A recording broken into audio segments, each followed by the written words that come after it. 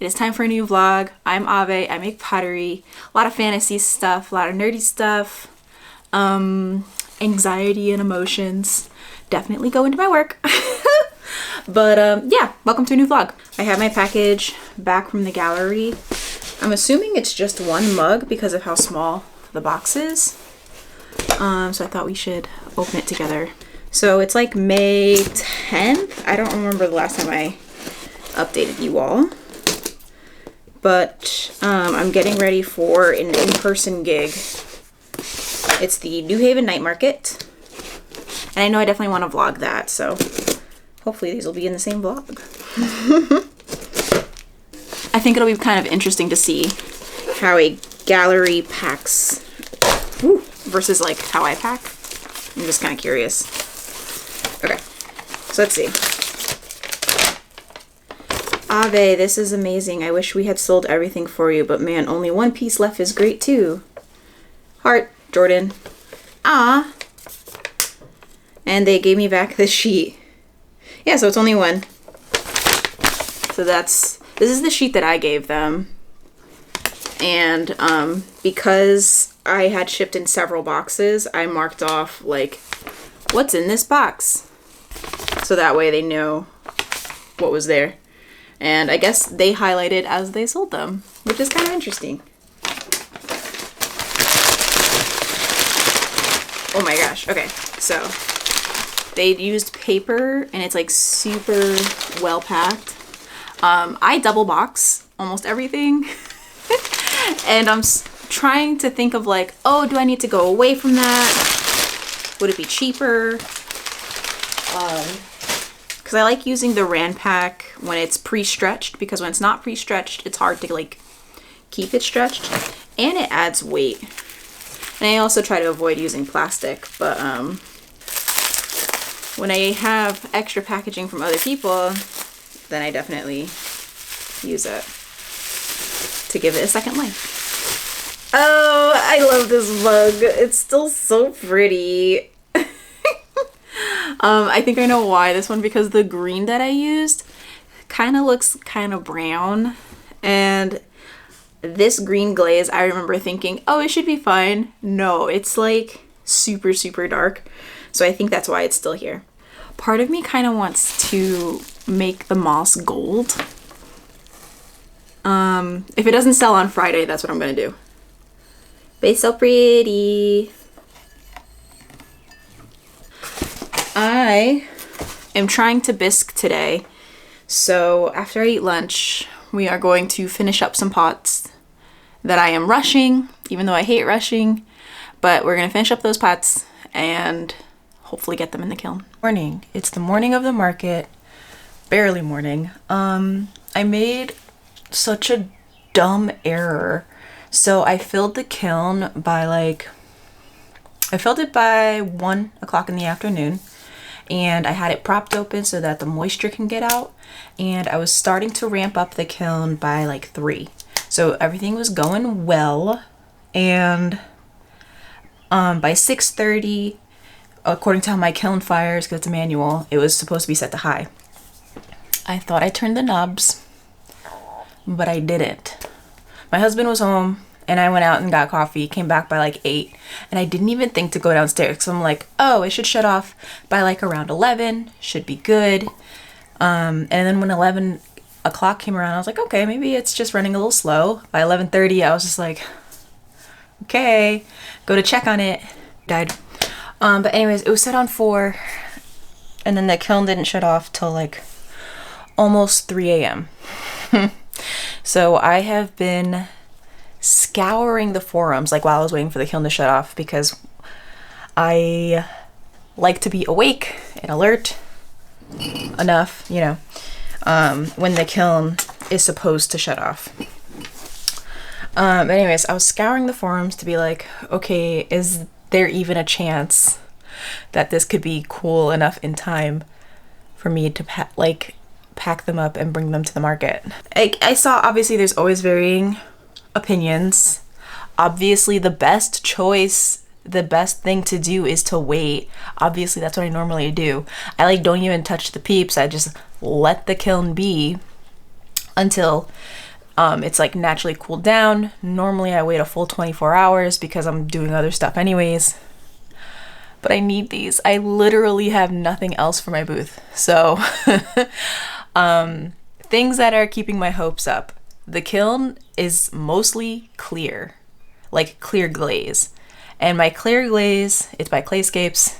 It is a beautiful glaze. It is reliable, it is solid, it is a good fit for B-Mix, and it's very simple.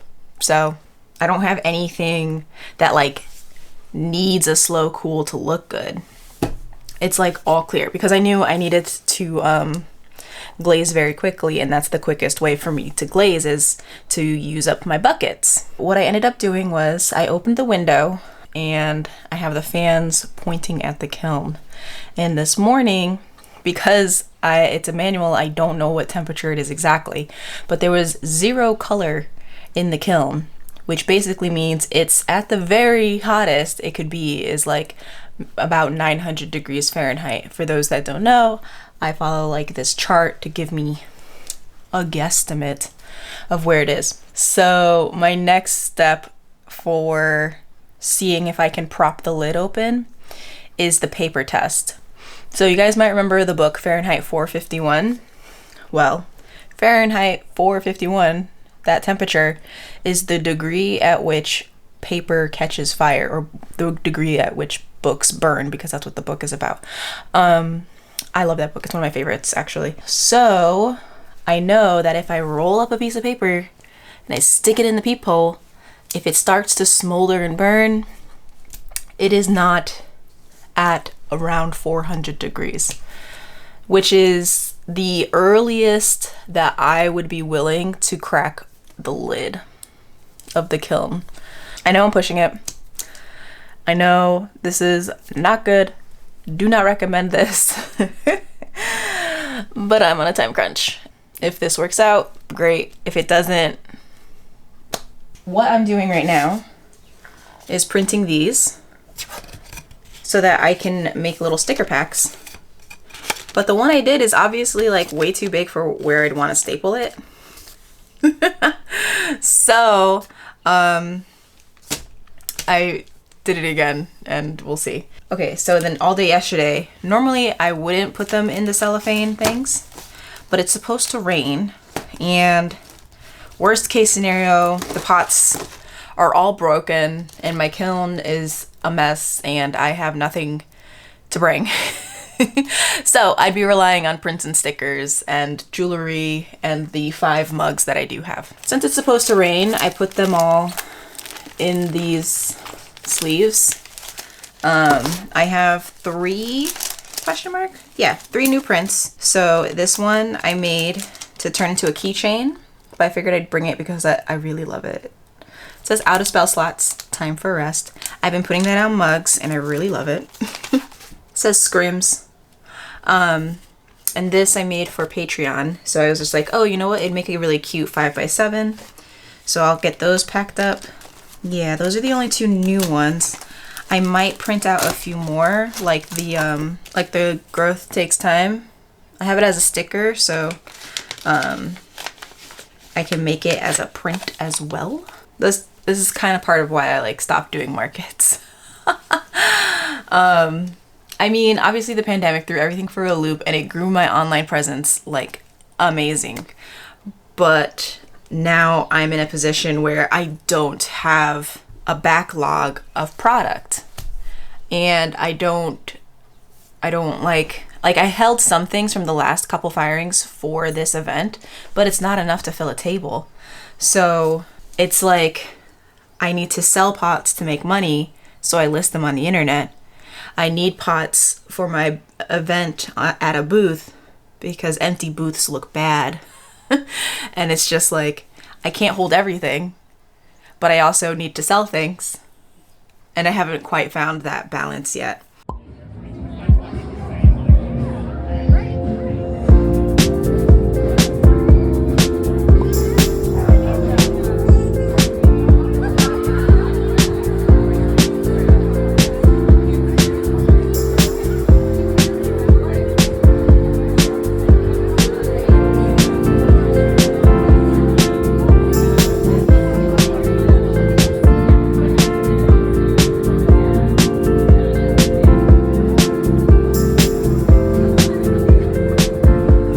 shirt.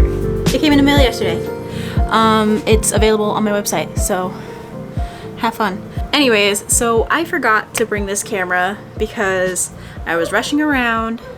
I realized I did not pack my car and I was running late. I was running very late because I was waiting for my kiln to cool down, and everything cooled down in time.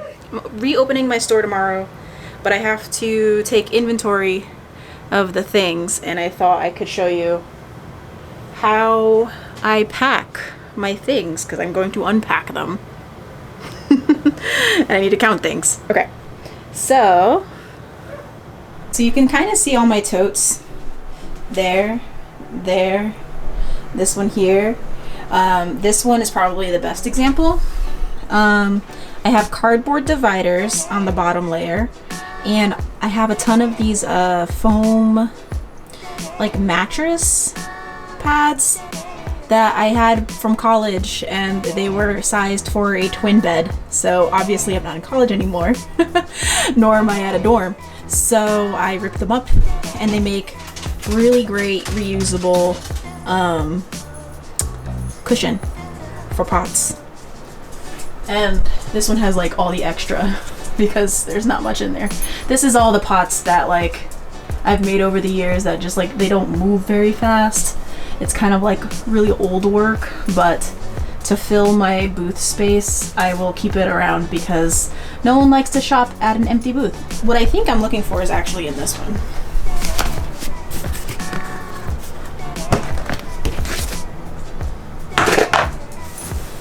Let's see, there's nothing.